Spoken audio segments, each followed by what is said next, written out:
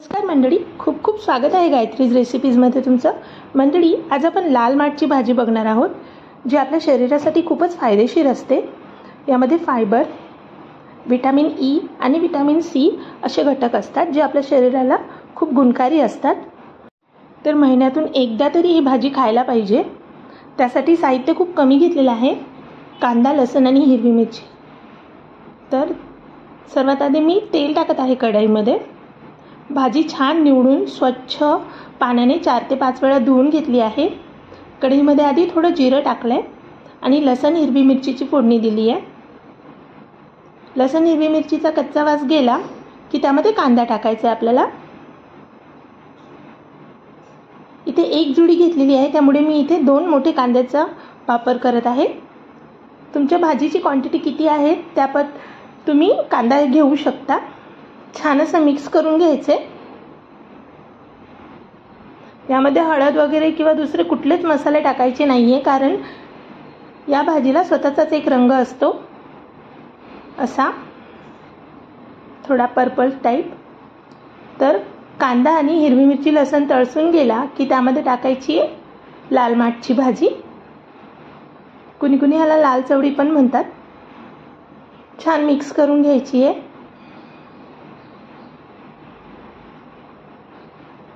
बघा, या पद्धतीने मिक्स केल्यानंतर भाजीला स्वतःचंच पाणी सुटतं. तर त्यामध्ये जी भाजी होऊ द्यायची आहे. वरतून पाणी जास्त टाकायचं नाही आहे, नाहीतर तिचा रंग चेंज होतो आणि चवही वेगळी लागते. त्यानंतर भाजी थोडी कमी झाली की त्यामध्ये टाकायचे मीठ.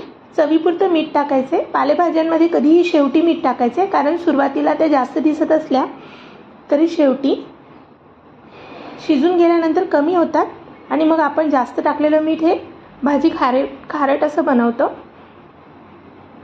आता ही भाजी थोडी झाल्यानंतर तिला अशीच शिजवायची आहे. त्यावर अजिबात झाकण ठेवू नका, कारण तुम्ही झाकण ठेवलात तर तिचा रंग संपूर्ण चेंज होईल आणि टेस्टही बदलेल. त्यामुळे तिला अशीच तळसून घ्यायची आहे. छान परतून होऊ द्यायची आहे. बघा किती छान रंग आलेला आहे. आपण त्यात कुठलेही मसाले किंवा हळद वगैरे काहीच टाकलेलं नाही आहे.